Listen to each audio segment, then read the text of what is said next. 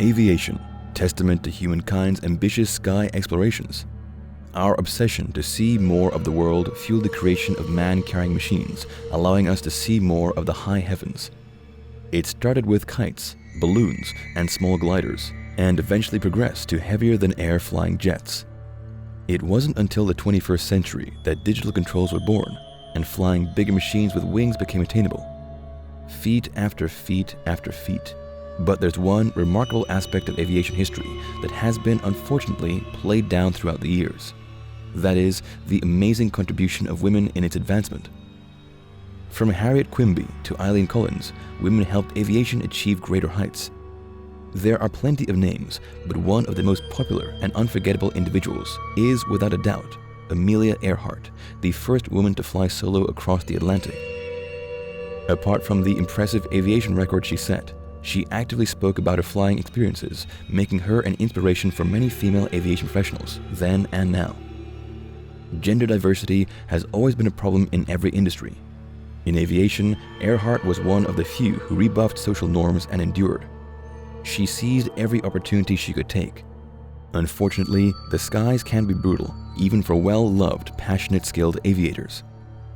On July 2, 1937, Amelia Earhart, along with her flight navigator, Fred Noonan, left Lae, New Guinea to take on the last leg of their attempt to circumnavigate the world. They were supposed to land on Howell Island in the Central Pacific Ocean, but for some strange reason, they weren't able to reach their destination. 1 hour after her last recorded message, Itasca searched the northern and western parts of Howland Island. Soon after that, the United States Navy joined the search, going over the entire vicinity of Howland Island and the Phoenix Islands. 1 week after her disappearance, officials also flew over Nikumaroro Island, then called Gardner Island, a region that had been uninhabited for more than 4 decades. George Putnam, Earhart's husband, enlisted civilian mariners to help with the search. All of these search efforts were fruitless. They disappeared into the ocean without a trace. In January 1939, she was officially declared dead. Still, her case was never considered a closed book. More than 80 years after her disappearance, the mystery still lingers. For many aviation enthusiasts and conspiracy theorists, the search never stops. There are countless theories, but these 3 are the most credible ones. Theory 1. Crash and sink theory. The theory endorsed by the US government is plain and simple. Earhart and Noonan's plane ran out of fuel and crashed near Howland Island. On the day of the flight, US Coast Guard cutter Itasca was stationed at their destination to assist them by providing smoke plume and radio bearings. However, due to radio issues, communication didn't run smoothly. Itasca's radio logs showed the possibility that they were already near the island, but were running low on gas. She contacted them at 7:42 a.m., saying, "We must be on you, but we cannot see you. Fuel is running low. Being unable to reach you by radio. We are flying at 1,000 feet." Highly probable, but still, questions remain. If they really ran out of fuel and crashed in the ocean, why was the wreckage never found? Theory 2. Earhart and Noonan as castaways in Nikumaroro Island. Nikumaroro Island, a coral reef region in the western part of the Pacific Ocean. It's so small, it appears merely as a speck of land on the map. Is this part of the Phoenix Islands the final resting place of Earhart and Noonan? For many people, the Nikumaroro theory presents more promise compared to the more popular crash and sink speculation. The International Group for Historic Aircraft Recovery, TIGAR, an American non-profit organization, is currently investigating the possibility that Earhart and Noonan intentionally landed their aircraft on Nikumaroro Island when they couldn't locate Howland. This hypothesis was based on her last radio transmissions. On July 2nd, around 8:43 a.m., she radioed Itasca saying that they were in line 157337, indicating that the plane was navigating the northwest to southwest direction, the path to Nikumaroro Island. The northwest part of Howland Island is a vast open ocean, while in its southwest lies Nikumaroro. This radio message was the last confirmed one from Earhart, but operators got over 121 over the next 10 days. Of those transmissions, 57 could have been from their plane. According to Tom King, TIGAR's senior archaeologist, 4 of the messages were sent near the Phoenix Islands, and most were transmitted during the evening when the tide was low. It's noteworthy that at the time of Earhart's disappearance, the tide on Nikumaroro was low, uncovering a small patch of land along the shore. This space is flat and long, stable enough for an aircraft to land in. The theory is that they have landed their aircraft intact and were able to send 57 radio transmissions. Then the tide eventually lifted the plane off the shore, sinking it. The radio transmissions stopped on July 13, 1937. They may have died shortly after landing. It's also likely that they thrived as castaways for a period of time. By 1938, the island became part of the Phoenix Island settlement scheme, the British Empire's last attempt at human colonization. During that time, the settlers reportedly found airplane parts, possibly coming from Earhart's twin-engine Lockheed Electra. In 1940, the colonial administrator, Gerald Gallagher, discovered 13 bone fragments buried under what appeared to be a campfire remains. Alongside that, he found a box that once contained a navigation device called a sextant. There were also shoe remnants that were said to have obviously belonged to that of a man and a woman. The bones were shipped to Fiji to be examined by 2 doctors. They have since disappeared, but measurements taken by David Hoodless, one of the doctors who originally examined it, survived. These measurements were later on analyzed by Richard Jantz, a forensic pathologist from the University of Tennessee. He compared it to Earhart's body dimensions based on clothing and photographs. His findings? It strongly supports the theory that they belong to the woman of Earhart's stature. For him, the possibility that it's her can't be ruled out. Since 1989, Tiger has launched a total of 12 expeditions to Nikumaroro Island. At the region's so-called 7th site, they were able to spot evidence of many campfires and glass bottles with 1930s-era designs. According to investigators, one of these bottles may have contained Amelia Earhart's freckle cream or any other cosmetic product.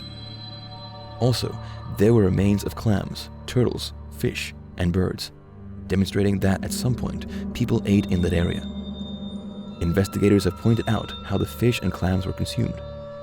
The heads of the fish weren't eaten, telling them that the person who consumed it probably wasn't a Pacific Islander. These pieces of evidence and the overall mystery of Earhart's disappearance speak even to those who were born decades after the incident. One of those who were drawn to the subject is Robert Bellard, a reputable ocean explorer and discoverer of the RMS Titanic and historic Nazi warship Bismarck.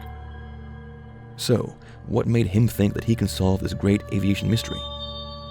His interest in Earhart's case started in 2012 when he was shown a photo taken 3 months after her disappearance.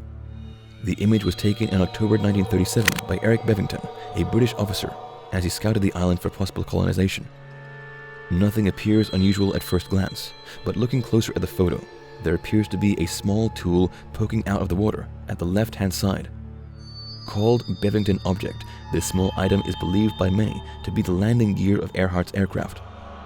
With the help of the exploration vessel EV Nautilus and remotely operated vehicle Hercules, Ballard's team was able to get samples from the bottom of the ocean. They found several fragments underwater, including one that seemed to be made of aluminum. But when they picked up the piece, it bent too much, so they concluded that it wasn't from her plane.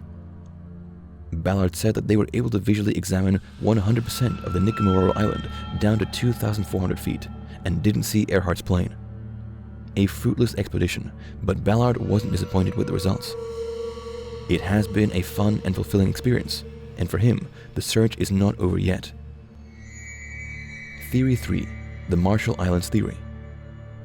The speculation that Earhart and Noonan might have lived as castaways is crazy, but the theory that she may have died as a Japanese prisoner is even crazier.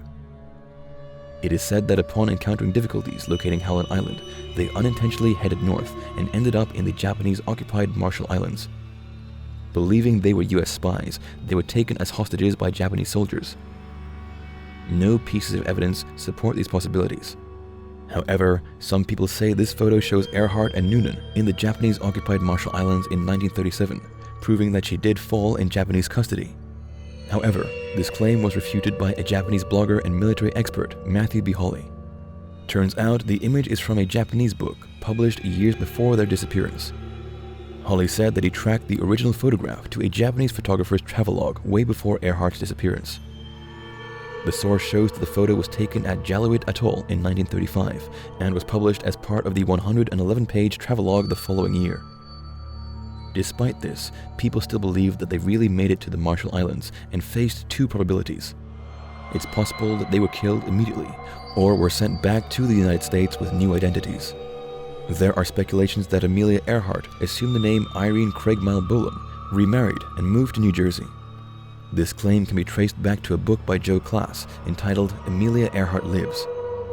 Joe Class was a close friend of Earhart investigator Joe Gervais.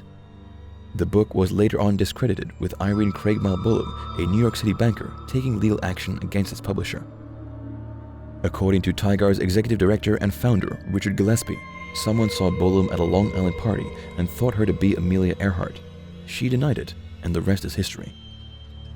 In 2006, National Geographic hired a forensic expert to study and compare side-by-side Bolam and Earhart's photographs.